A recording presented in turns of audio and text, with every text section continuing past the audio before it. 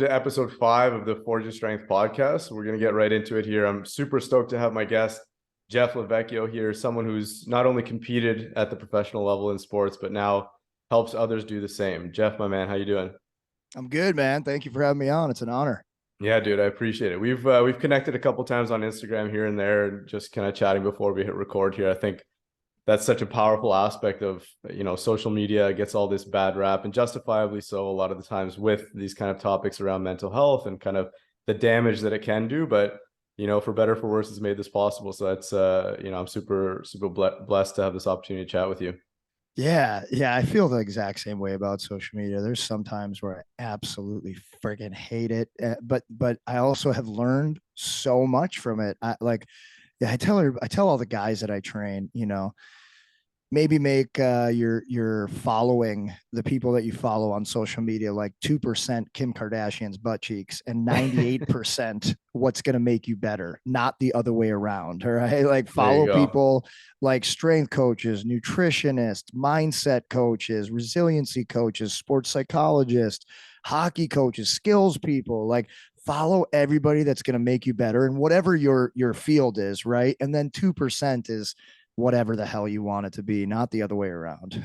Yeah, and I think there's an important lesson in just that, because as much as you're going to expose yourself to a lot of different people who are strength coaches, are psychologists, are all these things, that doesn't mean that all the information is going to be pertinent to you nor Right. beneficial. And I think maybe that's something that you learn along the way, and just kind of weeding out and separating the wheat from the chaff kind of thing. But Yeah. a question for you would be, when did this kind of stuff, when did the psychological side of the game, or performance training, or mental health in general, become something that you focused a little bit more on in your playing career specifically?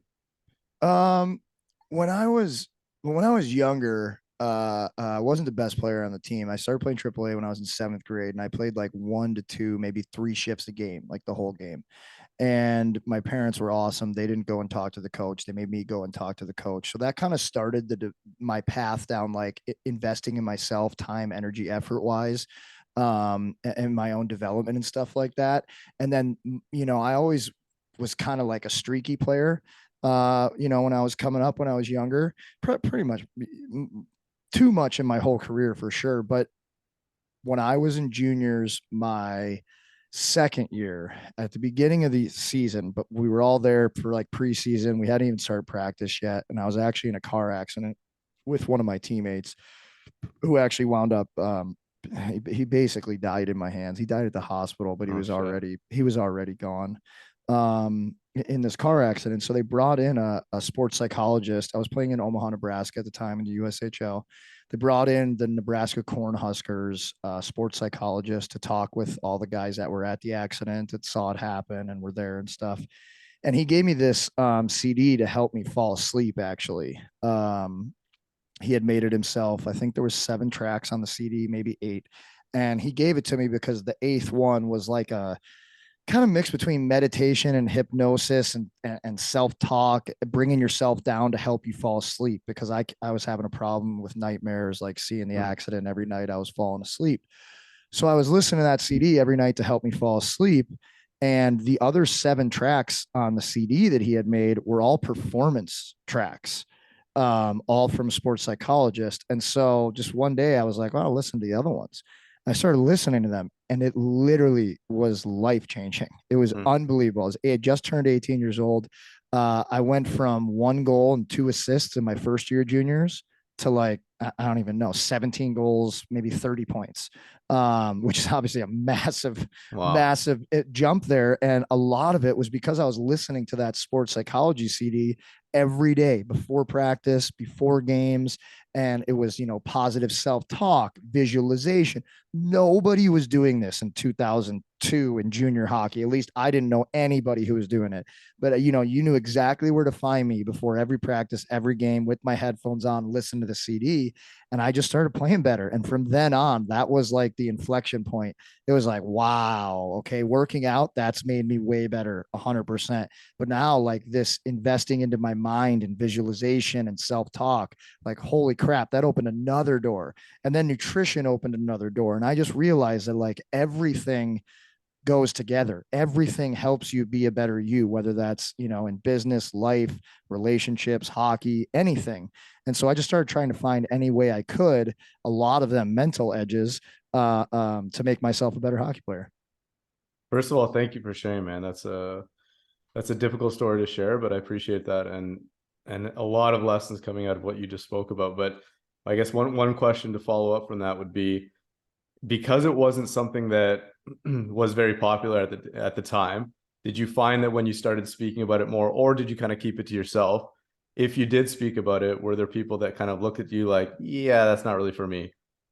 Yeah, I mean that's you ask anybody who played with me, they would all, I was always like pushing the boundaries, always pushing the limits of, is there, I'll try anything to get a little bit better. If I can Yeah. find 1%, especially because I wasn't that good. I wasn't naturally as good as everybody else I was playing with.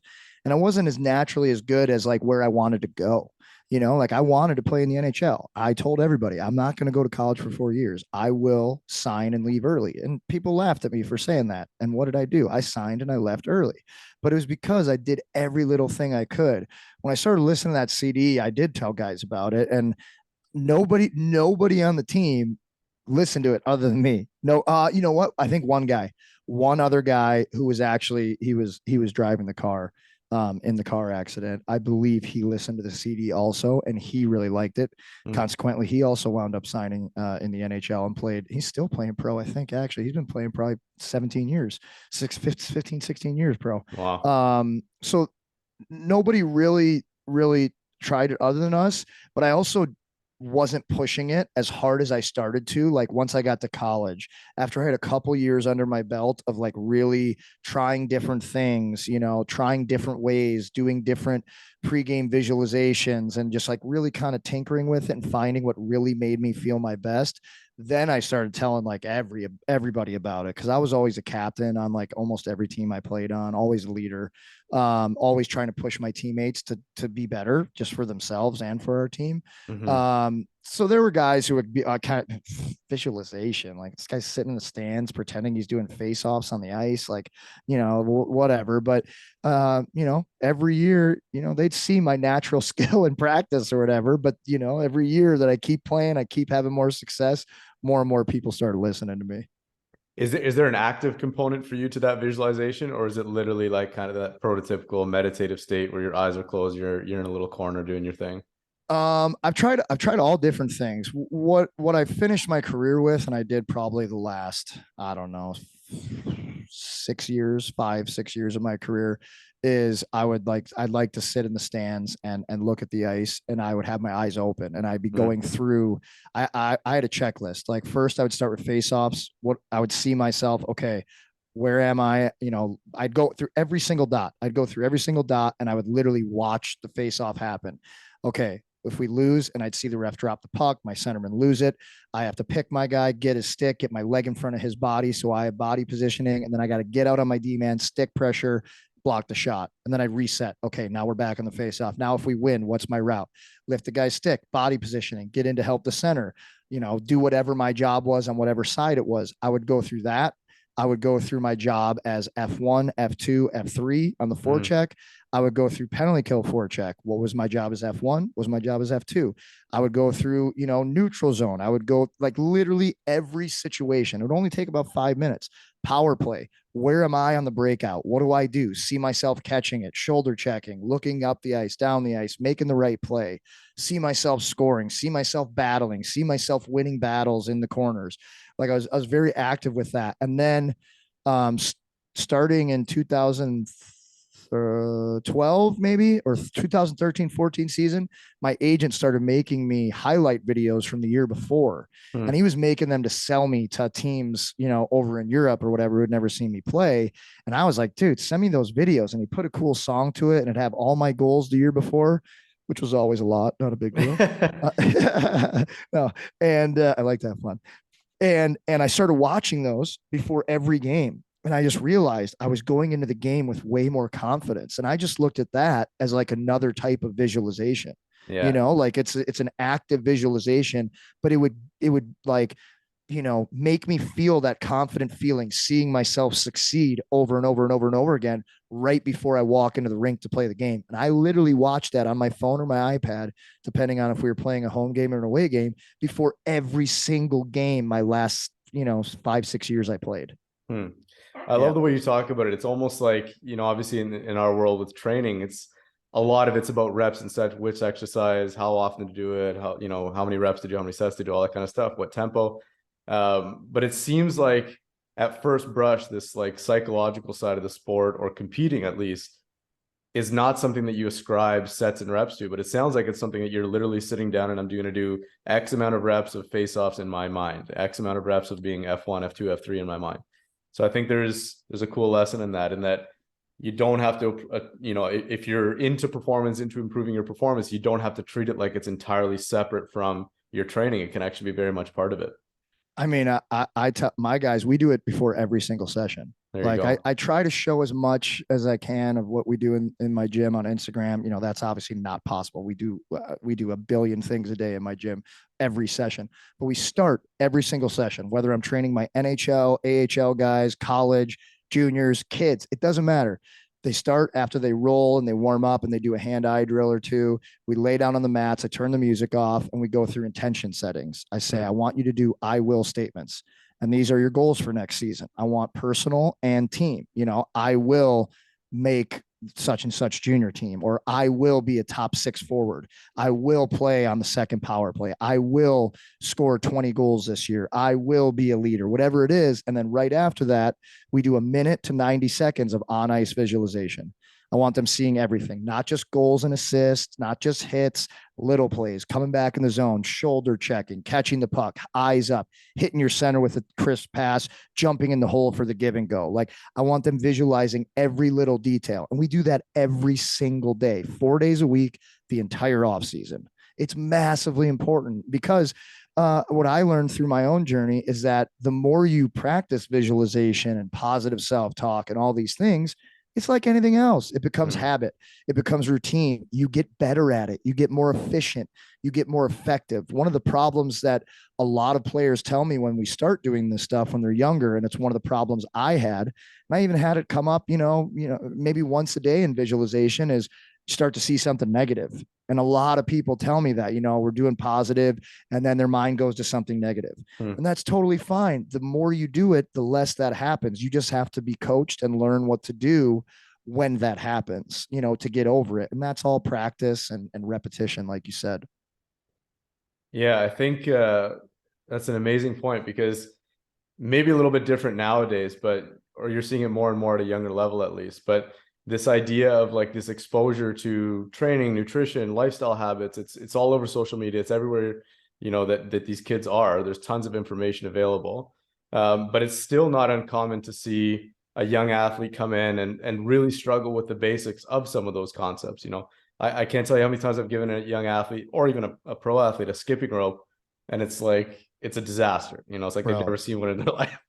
Well, so let me ask you this. Are those the guys who've only played one sport for the most You part, know what? or you kind of have both, or? If I were to parse it out, I would probably say either the multi-sport athletes are a little quicker at picking it up, Mm, or at the yeah, very least they've probably just had more exposure because they're more interested in that stuff and they already do it kind of as part of their own training. right. But I've seen guys even at the professional level where it's like, really? Like, and you that was your best effort? Like this is Right. your 8th year playing the sport and whatever. Anyway, so I think that a lot of that comes down to just, it's a cool lesson as a strength coach too, because you think that like they're so sick at what they do on the field, on the ice, on the court, they must be unreal at what they do in the gym. And it's like, it's fucking totally different, as you know, better than anyone. But maybe I guess the point I'm trying to make is, what are some of the consistent like go-tos, like from a training standpoint? Okay, we're going to start with the skipping rope because you suck at it, so we're going to do this until you get good at it. From a nutrition standpoint, we're going to talk about protein, calories, whatever. Keep it simple. From a sleep standpoint, another short story, I had again a pro athlete where it's like, we're talking about sleep and he's talking about how tired he is, and I said, well, just out of curiosity, like, what time did you go to bed last night? And just very, very nonchalant, he's like, 2 a.m. I said, oh, okay. Idiot. Can we back that up a little bit? He's like, yeah. I said, like, can you get to bed before midnight? He's like, Yeah, for sure. It was like mind blowing that this was something that could be super important. So from a maybe Man. visualization or positive self-talk, what are some of the go-tos that you use as far as strategies? Well, first of all, like in my gym, I don't let anyone say anything negative about themselves, even Okay. even if it's joking, sometimes in the past when I was younger, I'd be like, oh yeah, it's because my hands suck. Ha ha ha ha. But it's like, what are you doing? Why are you? Because Hmm. there's so many layers to this. First and foremost, if you talk bad about yourself, you're going to allow other people to talk bad about you. And that affects your mindset. That affects your performance. That affects everything. If you don't allow yourself to talk bad about you, you won't allow other people to talk bad about you. And that's super important because it does affect how you approach all these different things. If you're open to trying new things, or you're embarrassed to be made fun of for failing the first time because somebody's going to make fun of you. Well, you never let anybody make fun of you. You never make fun of yourself. Like you're going to be able to try all these new things, right? So the first thing is nobody can say a bad word about themselves. Hmm. That doesn't mean that we're soft. It doesn't mean that I'm not holding them accountable, but like I don't let guys say I can't do it, Vex. I can't. I'm like, no, no, no, no. You don't ever say that. Just like, I need to work on this. I'm getting better at this. I'm going to get better at this. I will get this down. It might take me a week or a month. I will get this down, right? The words that we use are very, very powerful in affecting our subconscious mind, which affects our conscious actions. And that's like getting guys to understand that, I will walk up and I will just smack them. Like, you do not say that. You do Yeah. not say that, right? Like, I do not allow it.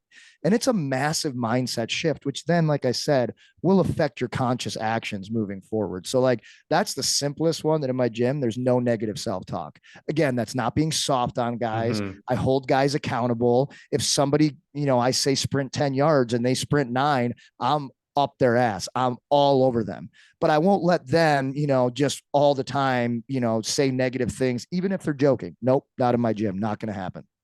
That's awesome, dude. Like I think I fucking feel better just listening to hearing you talk about this stuff. But I think it's cool because oftentimes training or the gym or performance training or going to a gym such as yours where you're already working with these people that are incredibly successful, incredibly good at their sport, it's a bit intimidating. And I think, Right. heavy weights, loud music, chalk flying everywhere. It's easy for younger kids to walk into that environment, whether just watching from afar or it's their first day in the gym and feel a bit apprehensive and feel a bit maybe down on themselves, question themselves a bit, which is all part of the process. And I'm sure just over the course of exposing themselves to that environment, you get more comfortable. But I think something like that and showing them that, like, hey, a big part of being such a badass is actually being conscious and cognizant of when you're talking negatively to yourself. That's so powerful. And I think it's not Man, something that's talked about a lot. it's so massive too. Like, it's really simple, but um when I realized that my self-talk was affecting my conscious actions without me knowing it, like, or my self-talk was affecting my subconscious mind, which then Mm-hmm. affects your conscious actions. And I noticed this in myself, but once I started my training company after my third year pro, I played 10 years. So in the summer, I would just come home and I would train guys for the off season while I was training myself, and then go back to wherever I was playing, come home, do it again. As I started training more and more players, I just saw so many things in them that I was realizing I've seen in so many players and I've done myself. And I was just like, man, like, all the guys who were unconfident on the ice were always making self deprecating jokes all the time. Mm-hmm. Right. And like, if they're in a Interesting. battle with another guy, like I'm having two guys race, oh, I got to go against Johnny. I'll never beat Johnny. Well, that's the guy on the ice who shies away in a corner battle. And that's the guy who will, when he has a decision to make at lunch, should I eat fries or vegetables? He chooses fries, right? It's because he's constantly telling himself he doesn't believe in himself. I'm Mm-hmm. not good enough, all this stuff. When you change that stuff and you tell yourself, like, no, I am going to make that team. I do believe in myself. Like, I'm going to give my all. they'll start to do all those things. And then when they come to a decision that's a fork in the road, and it might not even be a big deal, it might be something as simple as they go to lunch with the boys and it's fries or vegetables. And, the guys who are constantly doing all the right things, constant positive self talk, their subconscious mind just has their conscious action. Just, yeah, I'm just going to get vegetables. That's totally Mm-hmm. normal. I'm not missing Mm-hmm. out on anything.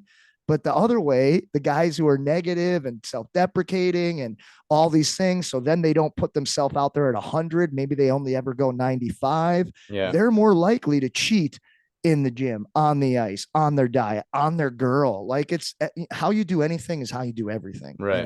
Yeah, that's a good point.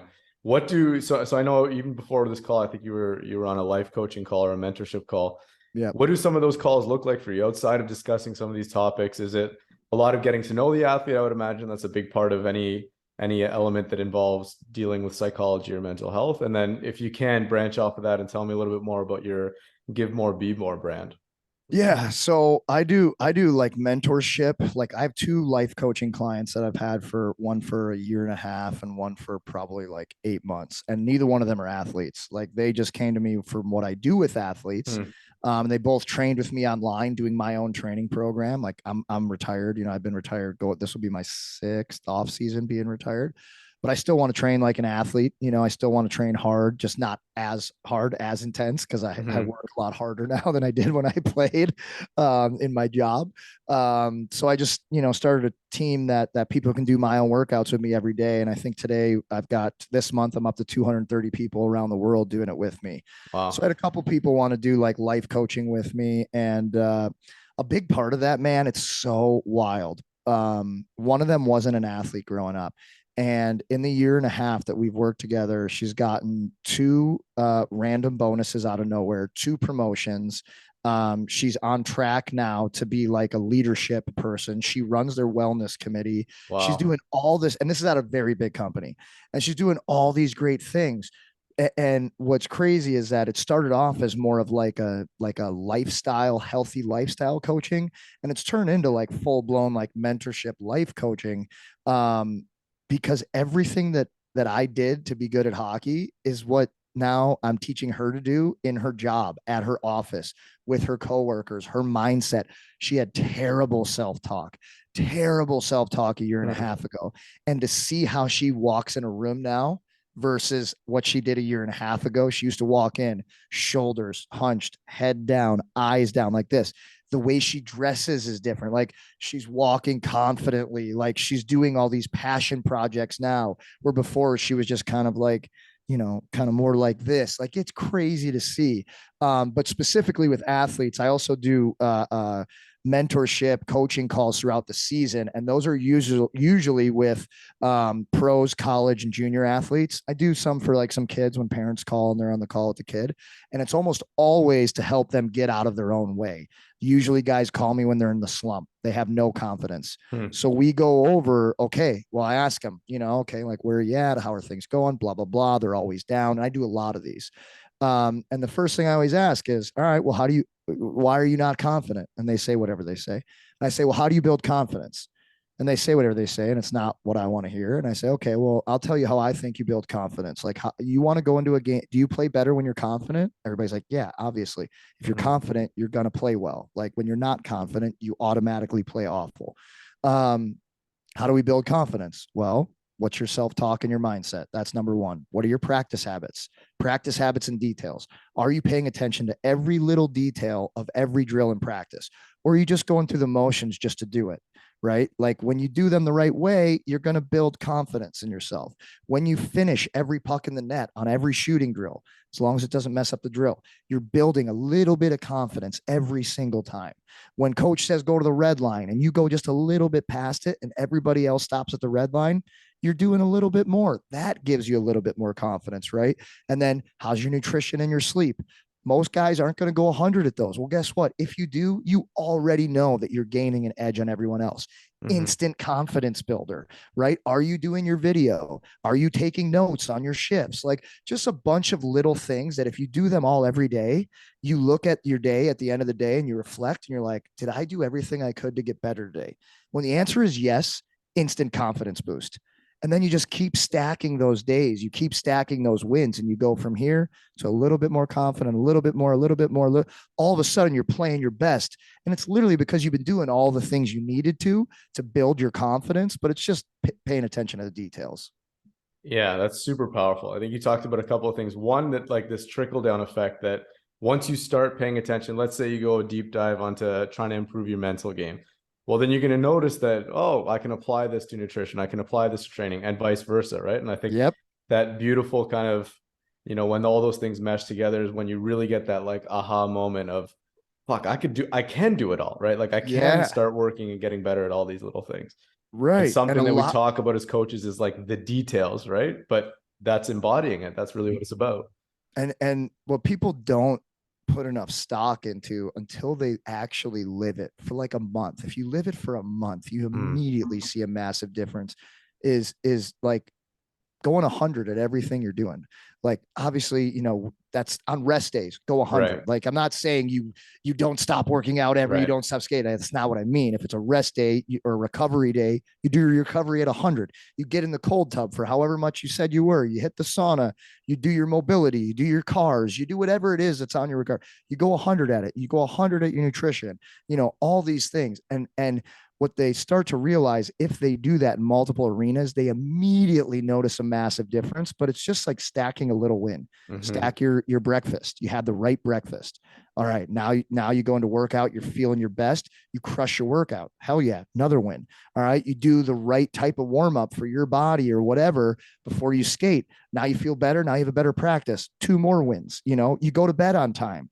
You actually fully recover. You drink all your water. You watch your video. Like when you put all those things together, all of a sudden at the end of the day, you look down and you're at the top of a mountain. Like you built so many things that you're now standing on top of when other guys maybe only did two of them. And then when you start to notice that, you start to see that separation and you're like, holy shit, I got this much better in a day. Well, how about after a week? How about after a month? How about after a year? And that's how you create that gap between you and the guy who's almost identical to you on the ice. Mm. And I think a cool part of that is if we take it back to training, I work often as you do. I mean, fuck, if you're working in training, it's rehab in general. I was going to say I work a lot in the rehab space, but we all do. Yeah. Um, this idea of like, if you've already done a good job or you have a pretty robust history of training well, whatever that means to whoever's listening, and you do get an injury, you have this kind of reserve of strength that's not just going to disappear, right? Because you've done such a good job of building up to it, so that when you do go through an injury, you have this kind of physical reserve that you can draw on that probably helps you come out of that hole a little quicker, a little more efficiently. And I think a lot of what you're talking about is obviously that for the mind, strengthening the mind, strengthening your mental game. It's exactly that. You stack those wins. It's not linear forever, like anything, right? You Right. have a bad day. Maybe you did everything you could and your practice sucked for whatever reason, right? How do you go about getting out of that? Well, it's probably easier to do it because you've stacked all these kind of mental wins together.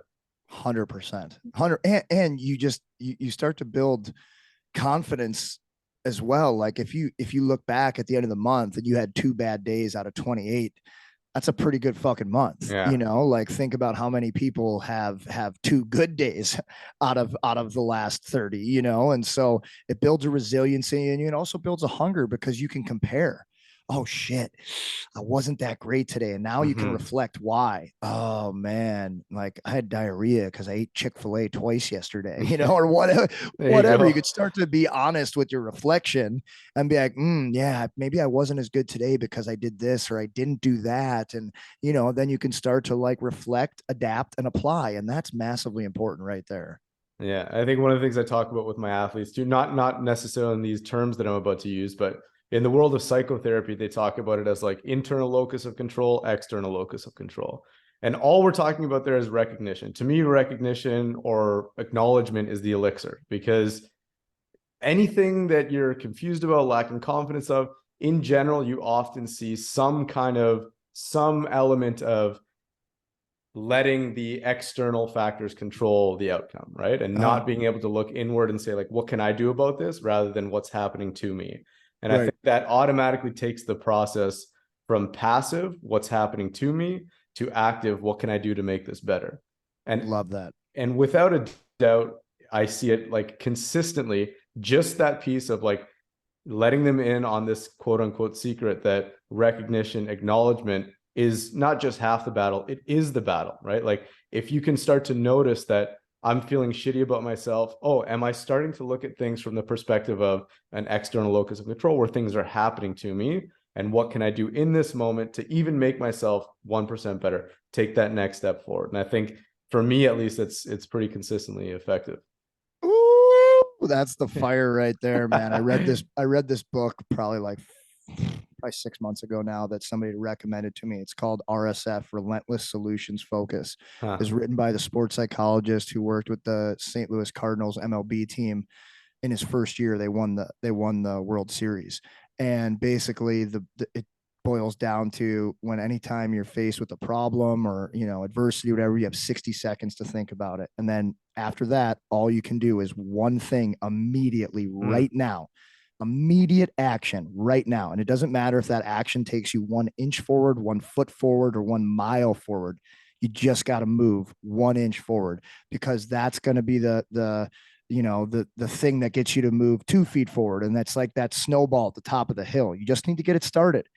Something bad happens, you're nervous, you got anxiety, whatever's going on. What is one thing I can do right now, this moment, right now, that'll be better, even just a little bit? And then that snowball starts to, motion. What is it? Momentum becomes a magnifier, and you start to get a little momentum, and then it takes you away. Most people freeze and they just sit there and they just think and they dwell and whatever. It's like, dude, that's not doing anything for you. Love You've that. got to have something actionable, whatever that is for the situation or the problem you're having.